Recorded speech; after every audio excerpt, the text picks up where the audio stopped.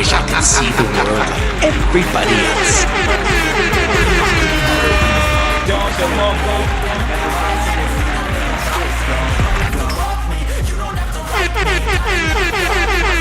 What's up, Chad?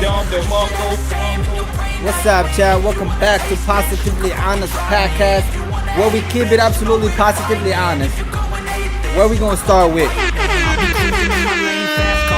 I've been working hard, yeah, I've been working nightly. If you think you'll win, not fucking likely. I be taking shots, yeah, cold-blooded, icy. Watching numbers grow with... Alright, cool.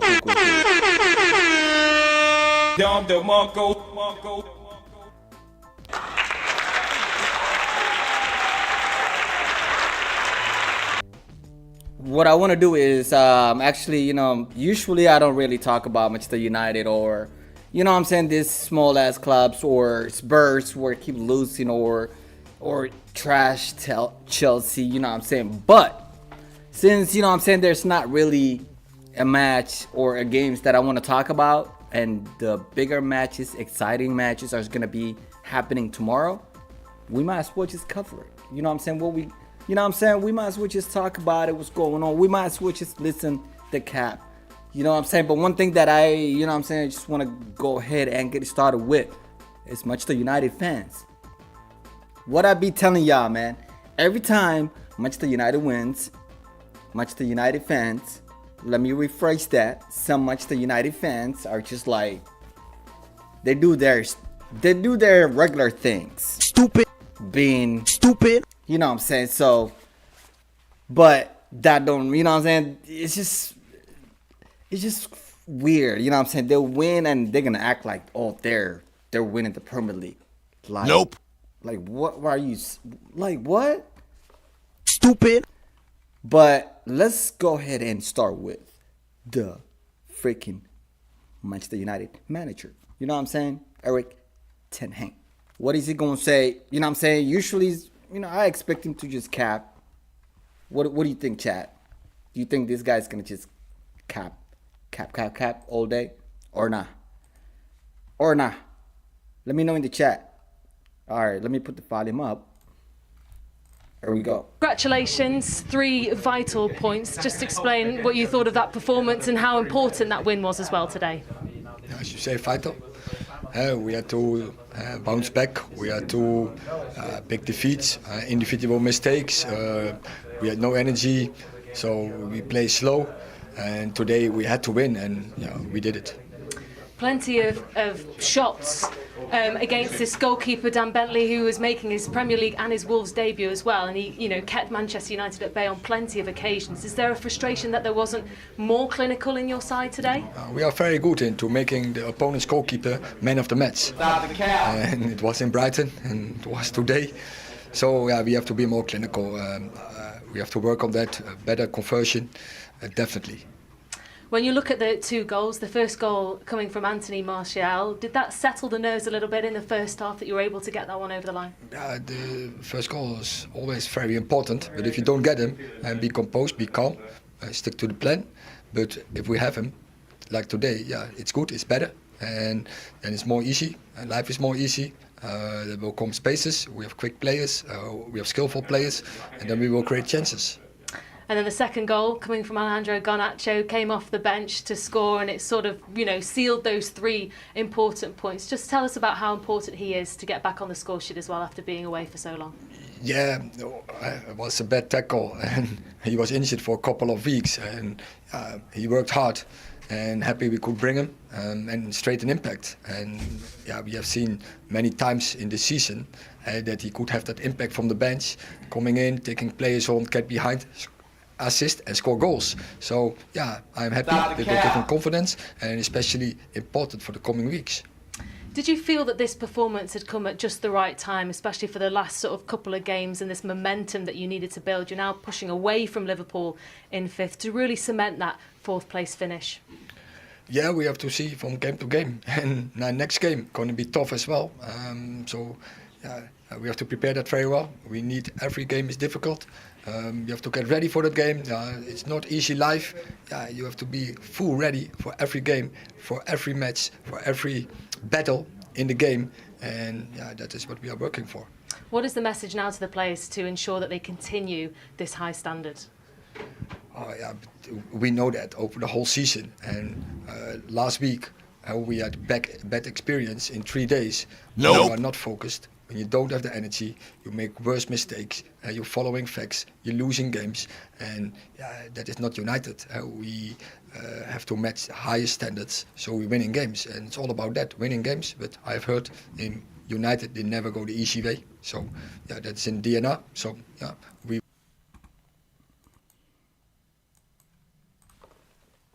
Nope. Stop the cap. As usual. You know what I'm saying? As usual. He be capping. As usual. You know what I'm saying? He be like capping the shit out of, you know what I'm saying, media, you know what I'm saying? But out here, positively honest, where we keep it absolutely positively honest, we call that is a stop the cap. You feel me? That's totally, you know what I'm saying? He just, I mean, it's maturity part, like he keep it real. But, you know what I'm saying? If you know what it takes to continue and to keep winning, then why is Manchester United, you know what I'm saying? Why were they struggling? Why are they continuing to struggle? You know what I'm saying? As a team. I got, you know what I'm saying? You got an answer for me, chat? Probably not. Because, you know what I'm saying? It's obvious. Like, they win a game, they lose another. Then they win a game, then they lose the next two. You know what I'm saying? Typical Manchester United. And the reason why they're somewhere top four, somewhere, and they're even fighting for top four, is because, you see right here, they got what, like 66 points. You know what I'm saying? And it's like they are 4 points ahead of Liverpool. You know what I'm saying? You know how bad Liverpool were doing? You know what I'm saying? Like they're still having one of the worst seasons in like at least 5 years. You feel me? So it's like to Liverpool, like to be 4 points ahead of Liverpool at fourth spot, you're not in a good spot, like, because Spurs is not that far away. Even Aston Villa is not that far away. Brighton is not that far away. All of these 8 teams can qualify. I mean, can actually fight for top four. You feel me? So Brighton, Aston Villa, Spurs, Liverpool are all fighting for top four. So for Manchester United, man, they've been struggling the whole season. They've been, you know what I'm saying, like blaming whatchamacall, Cristiano Ronaldo. They be blaming Ronaldo, man. Even when he left, you know what I'm saying? Even when it wasn't even his fault. They're like, oh, we lost it because of Ronaldo. Like, Stupid. What? But Manchester United, man, it is what it is. We'll see if they really finish somewhere top four. We'll see. Like, will they really finish somewhere top four? And another thing that I've been seeing, man, like a lot of Manchester United fans, they're like, oh, Garnacho, he's like the future of Manchester United. Like, you guys, really? Stop the cap. Really? Shout out to Martial, though. I ain't gonna lie to you guys. Like, I'm a big fan of this guy. Obviously, he hasn't had, like, he's been struggling with injuries and stuff like that. But this guy is really a talented player. You know what I'm saying? And I hope he gets more opportunities, and I hope, you know what I'm saying, he stays fit. Because if he's fit, man, and he is in the lineup, he is really, really going to create some opportunities. He's going to, you know what I'm saying, create some freaking problems for the defenders. And he did today, you know what I'm saying? Obviously scored the first goal. You know what I mean? So shout out to Manchester United for taking that 3 points. Even though I don't know if that really helps, if that 3 points really helps. You know what I'm saying? Obviously for Manchester United fans, this is like, seems like this is a freaking trophy. They already won the trophy. You know what I'm saying? Like, chill out, man. Y'all ain't winning nothing this year, except that little fucking, Not FA Cup, but what was that? What was that? You know what I'm saying? But shout out to you guys. Obviously, you scored 2 goals, but Wolves against Wolves, like what? But you know who I really feel bad for? I want to hear from this guy because I really feel bad for this guy, man. Honestly, Chad. I don't know about y'all, man. Like, for some reason, I want to make fun of this guy, but then at the same time, man, I really genuinely feel bad for this guy. You know what I'm saying? But I don't understand why the fuck did he came back to Chelsea? Knowing you didn't do well first time, what makes you think that you're going to do well second time? I guess you could try again, but you know that like right now they don't really, even though they have multiple players, multiple talented players, expensive players, shit is not going their way. You know what I'm saying? The players have not adapted together yet. It takes years of playing together, practicing together to actually perform and create that chemistry. You know what I'm saying? Because like I always talk about, man, soccer or football, it's not an individual sport. It's a team sport. So your teammates has to be on point. Otherwise, if they're not on point, have to be on point. Like otherwise, it's over. You're not gonna like, even though you are a good player, it's gonna affect your game. You know what I'm saying? It's individually and the team. So I want to hear, even though they didn't lose today, even though it was 2-2, we'll talk about that. But let's hear what he says. You know what I'm saying? What is he gonna say? Let me put the volume up.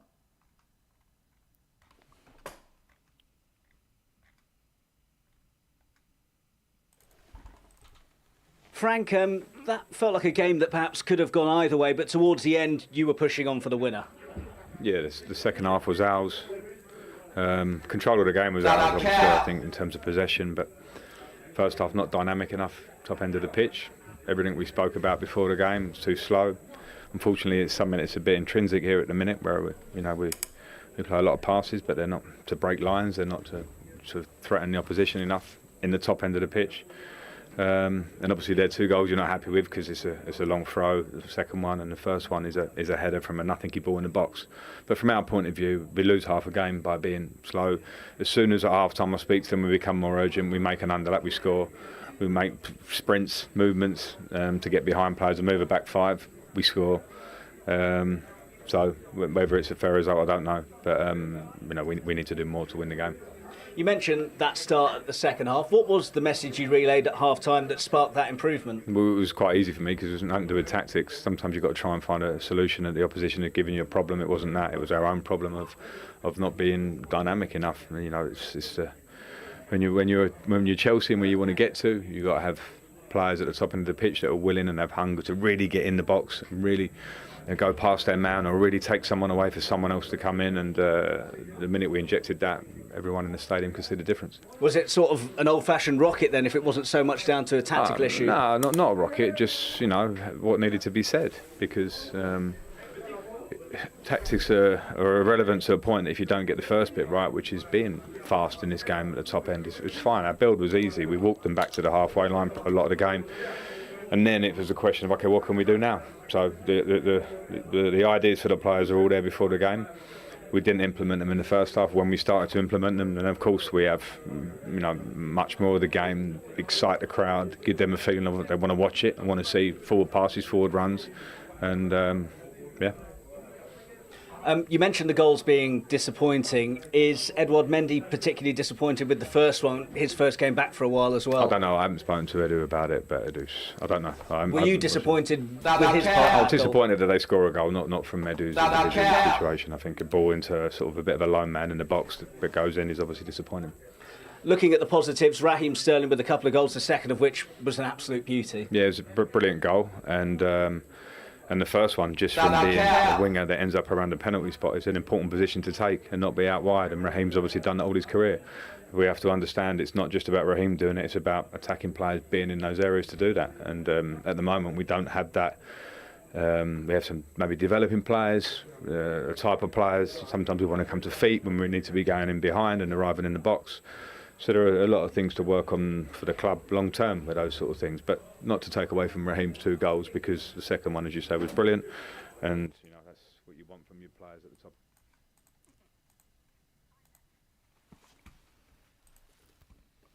All right, guys. There you have it, man. You heard from Frank Lambert. You know what I'm saying? And obviously, he said it there at the end. You know what I'm saying? Obviously, all of these things are for the long term. You know what I'm saying? And to be fair, you know what I'm saying? I keep it real. I mean, I keep it honest. At least I'm honest. You know what I'm saying? So for this team, they do have potential, but that's the long term. You know what I'm saying? Like, I don't know. Will that be next season? Will that be next 2 years? Will that be next 3 years? I don't know. But in my opinion, they do have talented player. Have you ever seen like their bench? You know what I'm saying? Like, so they do have a good talented players. Obviously, they spend over 400 million. You know what I'm saying? Just to, at least that's what they estimated. You know what I'm saying? Obviously, I say it's way more than that, but for what we can see on the paper, they say they spent over 400 million buying all these players. That, you know what I'm saying, and these players are not really, you know what I'm saying, doing that great yet. And obviously it takes time to get used to it. Like I always say, it takes time to build chemistry together, to learn how to, you know what I'm saying, play together as a team. And these new players just got here not that long ago. This is their first season. Some of them, this is their like second half of the season. You know what I'm saying? And obviously the Premier League had took so many breaks when it comes to, you know what I'm saying? Like one of them was the World Cup break. That affects things, but you know, like it's just being like very, very different season, different Premier League season, different,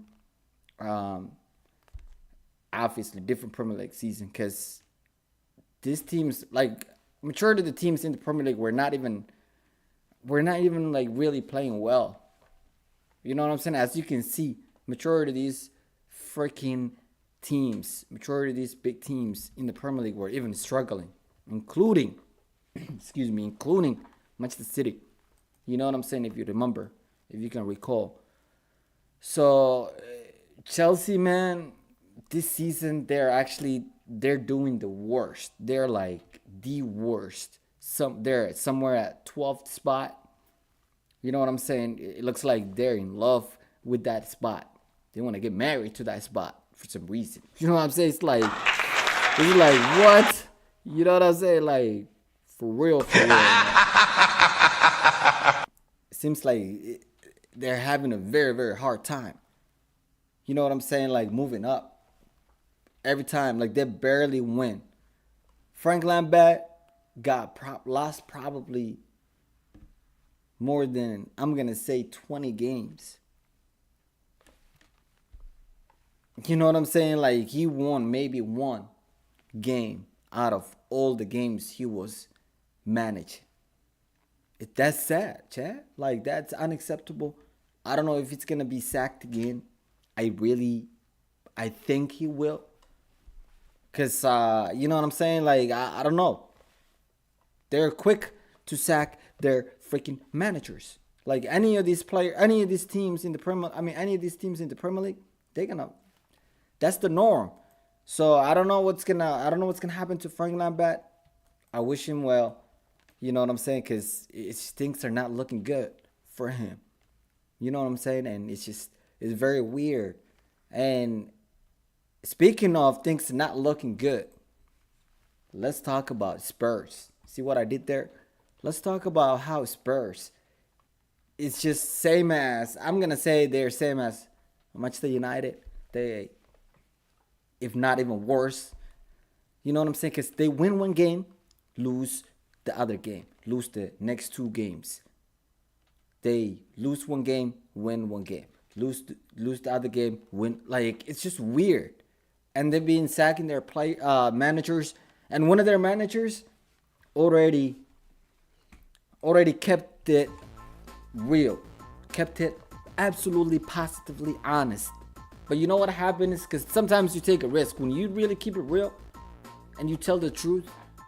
Sometimes some people won't fuck with you, and that's exactly what happened to former Spurs manager Anthony Conte.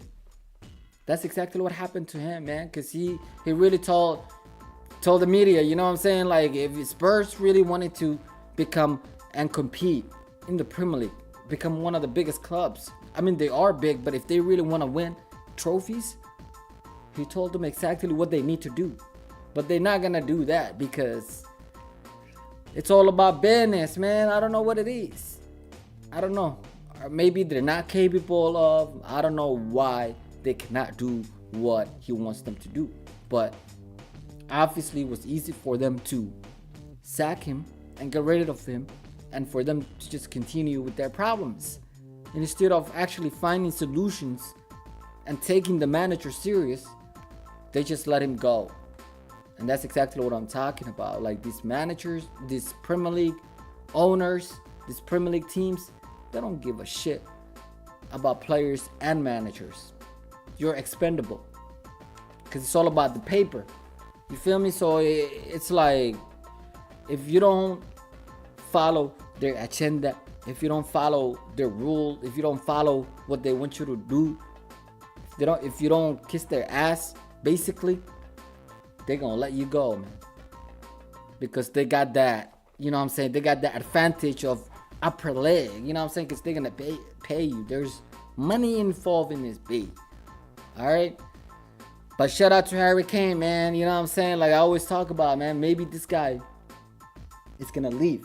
I always hear some rumors that says this guy, the legend, will maybe join Manchester United. I don't know.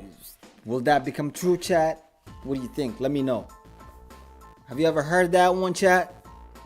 Let me know if you have. And what do you think of it? Do you think Harry Kane have chance or will be able to join Manchester United? What do you think, chat? 'Cause there's a lot of speculations. There's a lot of rumors. But I really hope so. Even though I don't know if Manchester United are in the, you know what I'm saying, in a place for them to win actually trophies. I don't know if they're ready for it. But I'm going to say maybe they're going to be in a better position than Spurs. You got to try different clubs, man. You know what I'm saying? Maybe at least, you know what I'm saying, you're going to get to play the Champions League. That is if Manchester United qualifies, or if they make it top 4. Maybe Spurs will make it top 4. I don't know. And I saw a post that were saying Harry Kane could have actually won the Premier League with Leicester City if he have stayed there. Which is sad, man. And he could have actually won a couple trophies with Norwich. I don't know, man. But this guy is a legend to me. But whatever is for him is always written for him. And we'll see we'll see how he ends up. We'll see where he ends up, chat.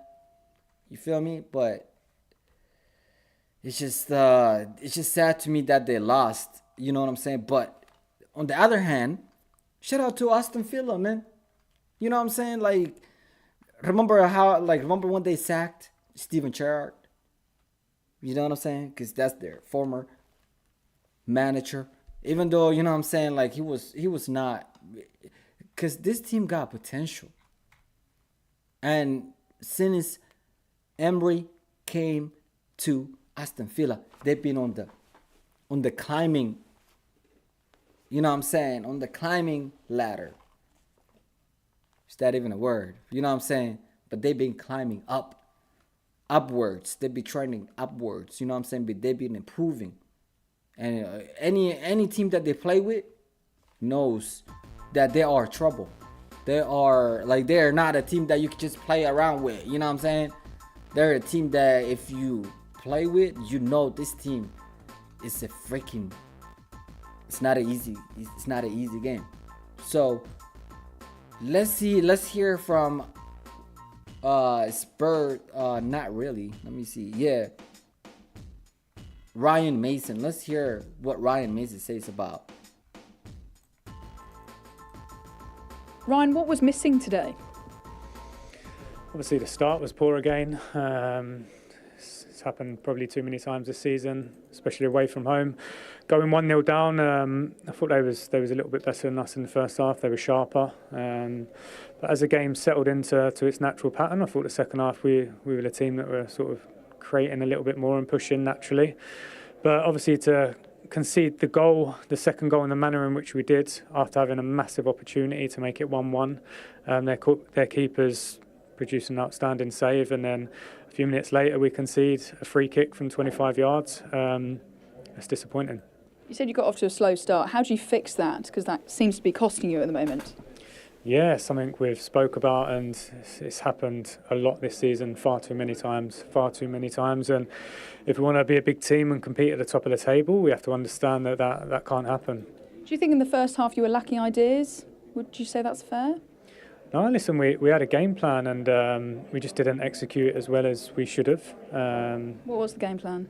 Well, we wanted to exploit their high line. We just didn't get our timing of our runs. I don't know how many offsides we had, but we felt there was massive opportunities, and we see in the second half when we timed our runs better, we were creating moments in their final third. So it's disappointing. It's very disappointing, but listen, we have to pick ourselves up because we've got 2 big games coming up.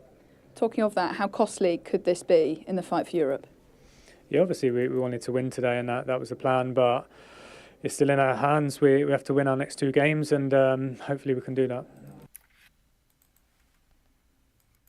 I don't know if they could do that. We gotta be honest, man. We keep it like, you know what I'm saying? Like we gotta keep it absolutely positively honest, man. You know what I'm saying? I don't know if they're gonna do that because y'all keep dropping points. Y'all keep like one game y'all play good, and then the other day y'all drop points. So I don't know if they can do it, but maybe they can. You know what I'm saying? Maybe they can, but they gotta prove me wrong though. I ain't gonna just like say, oh, they gonna do it. Nah, man, you guys gotta like show me. That's it. Like, oh, like show me, man. Show me, man. But anyways, man, speaking of, you know what I'm saying, like teams that can actually show you how to win. Maybe Manchester City will show us how to actually get shit done. You feel me? You feel me? You feel me or not? Nope. You feel me or not? Nope.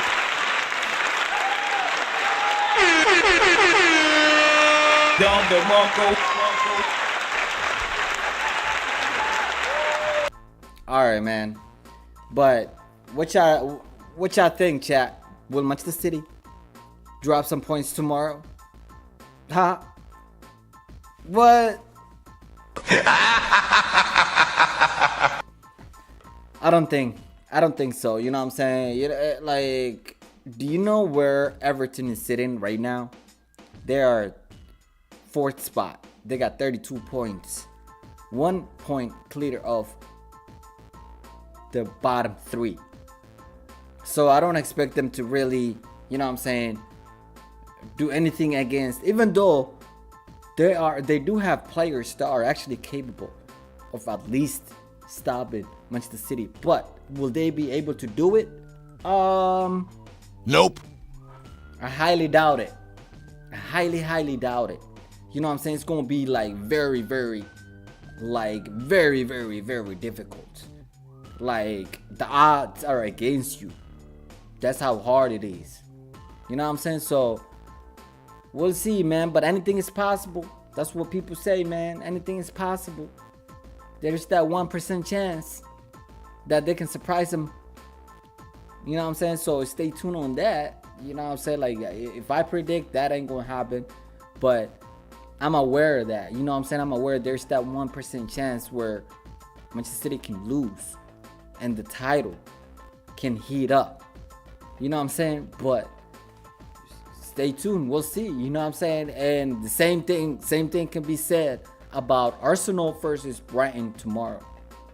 You know what I'm saying? Because Brighton, they're actually in a better, they're actually better spot. Like I talked about earlier, Brighton, they actually got the chance, if everything goes well, to, you know what I'm saying?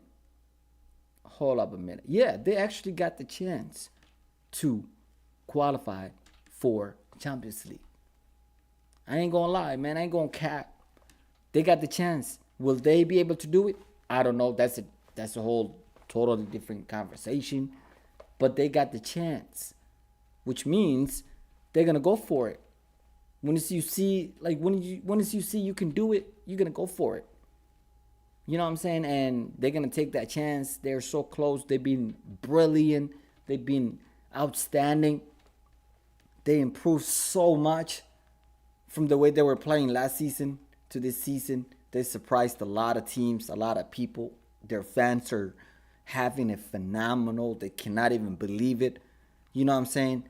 Their fans are already satisfied. They're happy with the place they're already at. You don't even have to win. You know what I'm saying? Like, you don't even have to win the Premier League title. You don't even have to win the trophy. You could just, you know what I'm saying? They're happy because they improved so much. You know what I'm saying? They improved so much. So that even says a lot. A team that, you know what I'm saying, they got a confidence. So Arsenal, they can be in trouble tomorrow. You know what I'm saying? They can be in trouble tomorrow. And we'll see what happens. Because they lost to, as you guys can see right here. Arsenal actually lost to Brighton. And it wasn't that far, like it was not that far ago, okay?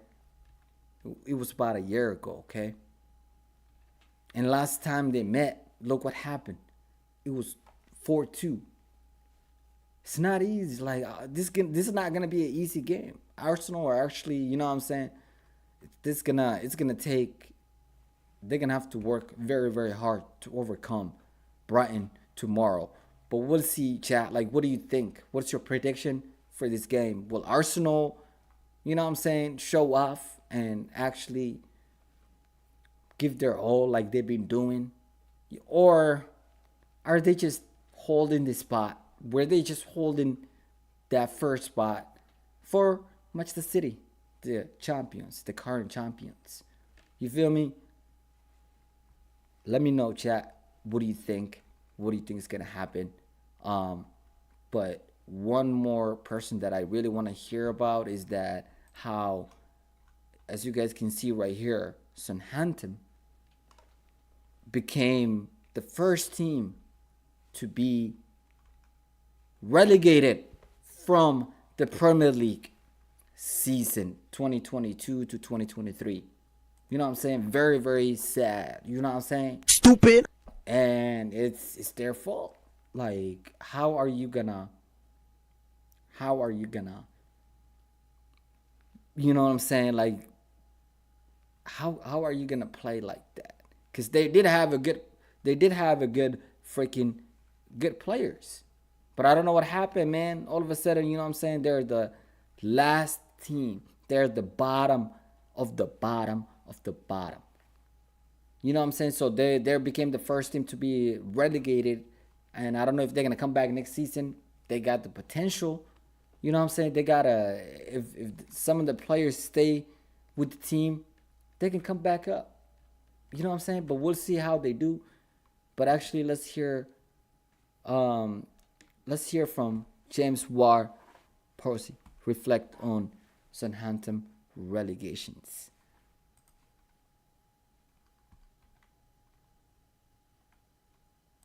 Feeling at the end of another bitterly disappointing day?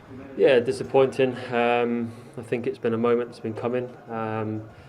We knew we put ourselves in a difficult position, and I think we've done it well to get to this stage of the season. But I think when these sort of things happen, you go away individually as a club, as a team, and you look at yourselves and think, have we done everything that we can to achieve our goal, and I don't think we have, and that's a shame. Nope. Because I think it's all about having no regrets and leaving everything out there, and over the course of the season that's caught up with us, and ultimately that's why we are where we are now. What do you think the main sort of areas of failure have been, the ones that you're alluding to, where perhaps you haven't done everything that you feel you could have done? Like I said, I think as a team, a club overall, everybody will go away now and think about the season that's gone by, and have decisions been right, have we been good enough on the pitch, have we as a group, as a team, done everything we can to progress and to be there out on a Saturday and perform the way that we should be. I believe we should be performing at a better level than we have done, and ultimately we've not done that on a consistent basis, and over the course of the season it's not been good enough. From the first day of pre-season right until now, you can feel that the standards of the club and everything slipped away, and that's ultimately why we are where we are now. Self-belief looks like it's been a bit of a problem as well in recent weeks amongst some of the players. Yeah, I think it's hard to just get that. I think that comes with results, performances and special moments from individuals, and we've not had enough of that this season, and that's something that grows, like I said, with results, and that's not been there all season. And for you personally, this is really going to hurt, because you weren't even there when the club last were playing in the Championship. I think I'm right in saying your league debut was actually pretty much the first game of the Premier League season when Saints came back in 2005. So you've been there right through.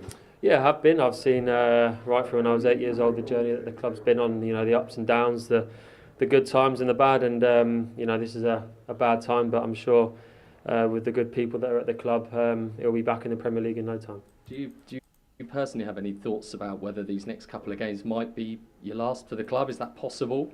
I'm not thinking too far ahead of that.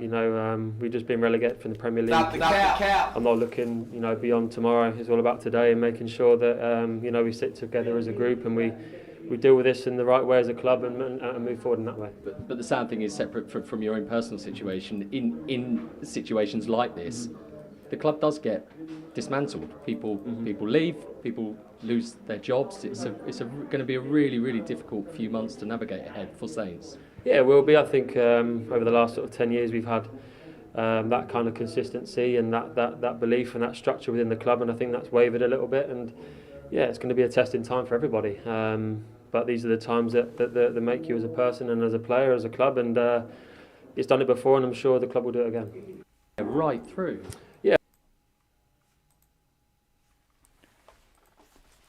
Yeah, he probably is gonna leave the club, but he deserves it, man. You know what I'm saying? Like, he probably gonna definitely leave the club, but that's fine. You know what I'm saying? It's just that he gotta keep it real, man. Just gotta keep it real. But I agree. I agree. Majority of things that he just said. You know what I'm saying? Like the way they were playing were not enough. You know what I'm saying? In the Premier League, I always talk about it, man. Regardless of like if you got a good player, like if you got a like well-known players or not, if you really, really perform, you press when you ain't got the ball, but when you got the ball, you know what I'm saying, you take your opportunities, you move the ball around, you're gonna do great. But some of these teams are not really focused on, you know what I'm saying, like they're not really focused. Like they win one game and then I don't know what it is, but this is not, like I said earlier, it has been a strange Premier League season. So a lot has contributed for their relegation. You know what I'm saying? It's not just one thing that happened. Like, it's not one thing that caused it. It's the multiple factors that came together one time. So I hope, you know what I'm saying, I hope they come back from this. I don't know if he's going to stay with the club or not, but either way, who cares? You know what I'm saying? He's another player, another Premier League player. I wish him luck, you know what I'm saying, with his career. I hope, you know what I'm saying, he goes to a club that's at least going to stay in the Premier League. I would think so. But what you think, chat? Let me know, man. But I think that concludes my stream.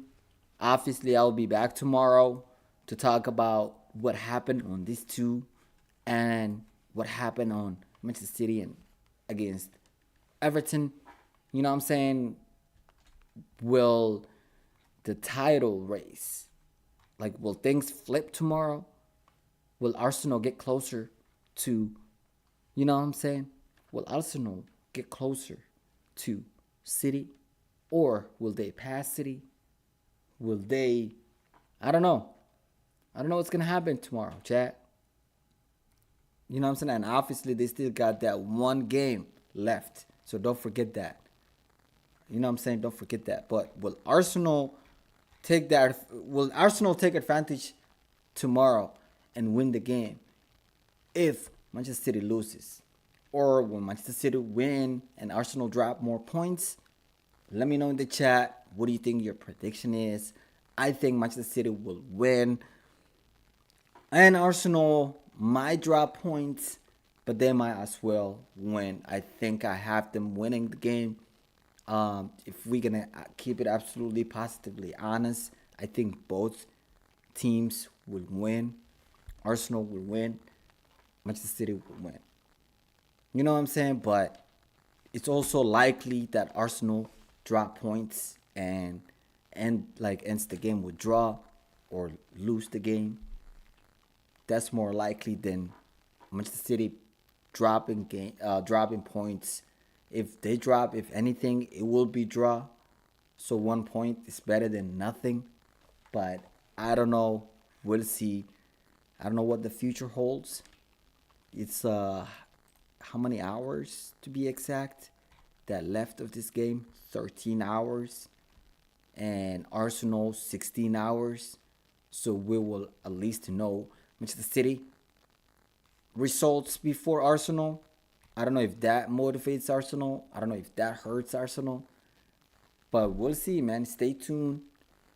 And you know what I'm saying? But if you're watching this and you haven't liked the video yet, please do me a huge favor. Yes, you will be helping me. Please hit the like button. And if you haven't subscribed yet, please hit that subscribe red button. Or it could be white if you're watching at night.